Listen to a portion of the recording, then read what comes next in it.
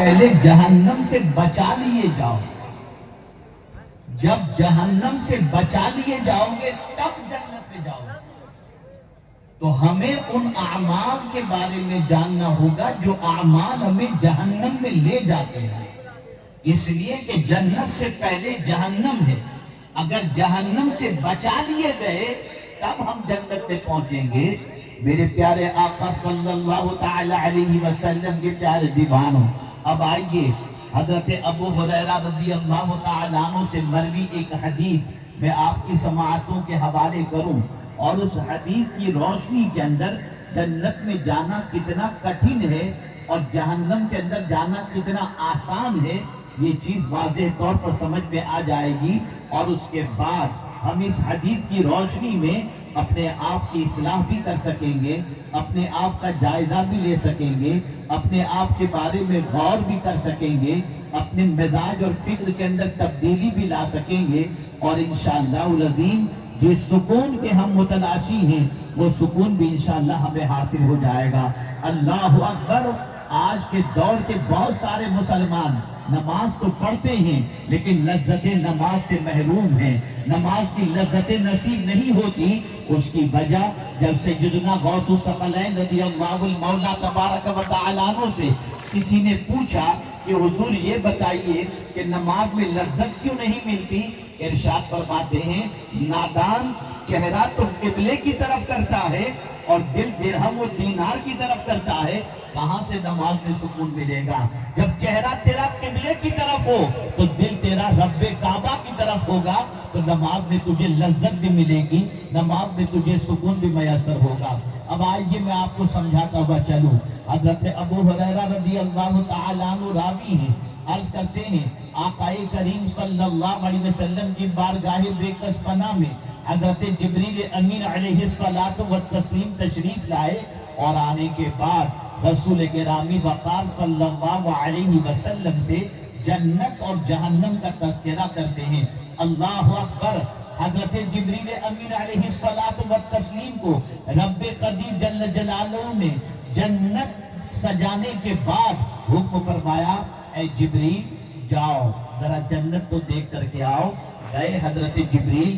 جنت کو دیکھنے کے بعد برجستہ انہوں نے کہا مولا جنت کی نعمتیں اتنی عظیم ہیں کہ کوئی بندہ ایسا نہیں جو اسے پانے کی تمنا نہ رکھتا ہو. پروردگار جل جلالہ نے حضرت جبریل کی بات کو سننے کے بعد پھر ارشاد فرمایا اب پھر جاؤ.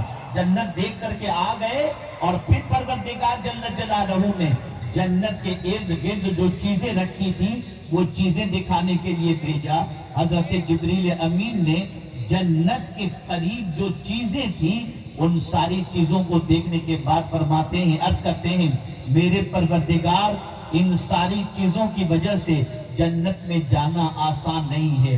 اب آپ کو سمجھاؤں جنت کے ارد گرد جنت کے راستے میں کون سی چیزیں ہیں؟ مشکلات ہیں، تکالیف ہیں، عبادت و ریاضت کی مشقتیں ہیں، گناہوں سے بچنا ہے، عبادت و ریاضت کی تکلیفوں کو جھیلنا ہے، اللہ عز و جل کی اطاعت کرنا ہے، اللہ کے رسول صلی اللہ علیہ وسلم کی اطاعت کرنا ہے.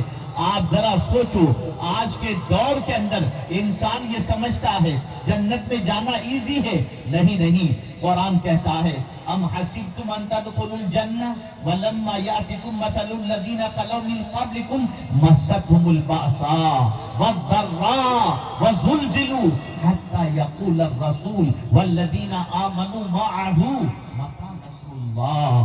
آپ ذرا سوچو تو صحیح جنت میں آسان کام نہیں ہے جانا. ایک چھوٹا سا مکان دنیا کے اندر بنانا ہو تو تکالیف کی وادیوں سے گزرنا پڑتا ہے، سال ہا سال گزر جاتے ہیں تب جا کر ایک چھوٹا سا مکان بنتا ہے. کیا جنت اتنی آسان ہے کہ اتنی جلدی سے مل جائے؟ اگر اتنی ہی آسان جنت ہوتی تو میرے پیارے آقا صلی اللہ تعالی علیہ وسلم کے پیارے دیوانوں صحابہ کرام علیہم الرضوان اپنی زندگی کو اللہ کی اطاعت کے اندر اس طریقے سے نہ گزارتے کہ رات کو وضو کرتے اور فجر تک عبادت میں گزارتے، دن میں روزے رکھتے، عبادت کی مشقتوں کو جھیلتے، اور ان مشقتوں کو جھیل کر کے اللہ کی اطاعت سے روگردانی نہیں کرتے تھے۔ ہمارا حال تو یہ ہے، تھوڑی سی تکلیف ہوئی اللہ کی فرما برداری سے روگردانی کر دی، تھوڑا سا مسئلہ ہوا اللہ کی اطاعت کو پس پش رکھ دیا۔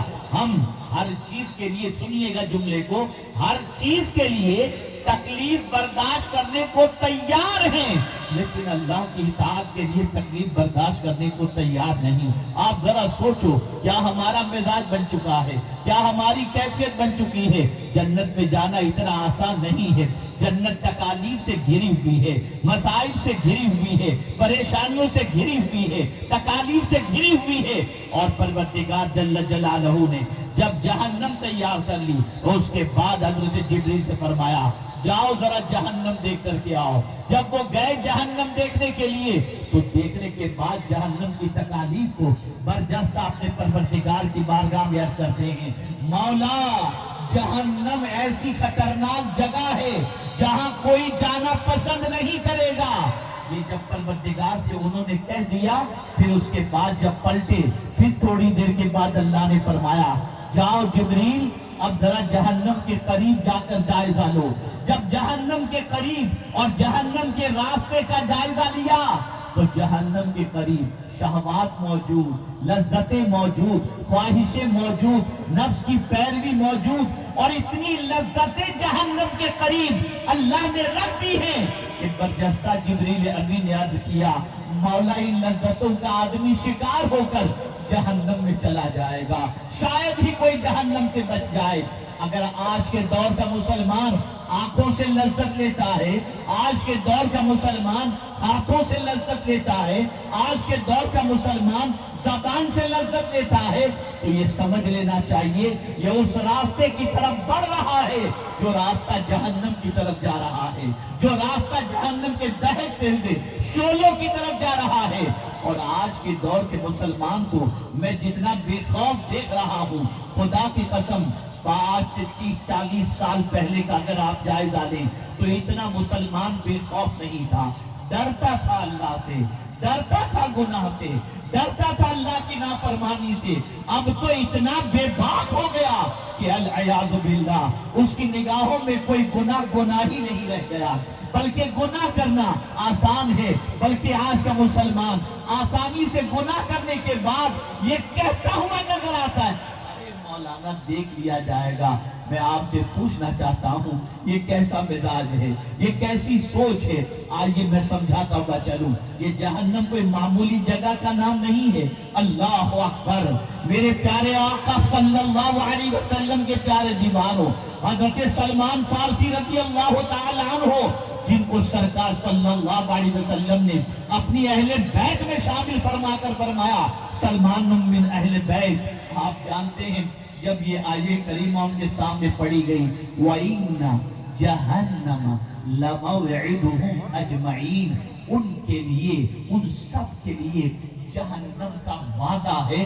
یہ سننے کے بعد حضرت سلمان فارسی اپنے سر کو پیٹتے ہیں، پکڑتے ہیں، جھنجھوڑتے ہیں، نکل جاتے ہیں، اور 3 روز تک کے لیے روتے رہتے ہیں، گریہزاری کرتے رہتے ہیں، اللہ عز و جل کی پناہ مانگتے رہتے ہیں۔ پھر 3 روز کے بعد حضرت سلمان کو لایا گیا۔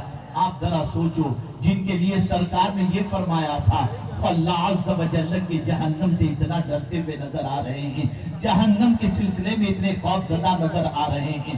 آپ جانتے ہیں جہنم کے 7 ابواب ہیں، لہا 7 ابواب من کل جزء مقسوم۔ اللہ عز و جل نے فرمایا جنت کے جہنم کے 7 طبقات ہیں، اور جانتے ہیں ان سارے طبقوں کے اندر سب سے اوپر والا طبقہ کن لوگوں کے لیے ہے؟ رسول اعظم صلی اللہ علیہ وسلم کی بارگاہ کے اندر جبریل امین علیہ الصلوۃ والتسلیم نے عرض کیا یہ سب سے اونچا جو دروازہ ہے، جس دروازے کی چوڑائی 70 سال کی مسافت کے برابر ہے، آپ جانتے ہیں اس دروازے سے وہ بندے داخل ہوں گے جو رسول اعظم صلی اللہ علیہ وسلم کی امت میں سے تو ہوں گے، لیکن اللہ کی نافرمانی کی وجہ سے، اللہ کے رسول کی نافرمانی کی وجہ سے وہ اس جہنم کے اندر داخل کیے جائیں گے۔ میرے پیارے آقا صلی اللہ تعالی علیہ وسلم کے پیارے دیوانوں، اور ان لوگوں کا حال یہ ہوگا کہ سب سے ہلکا عذاب جو جہنم میں دیا جائے گا وہ کیا ہوگا جانتے ہیں؟ آگ کی جوتی پہنائی جائے گی۔ اور حدیث مبارکہ میں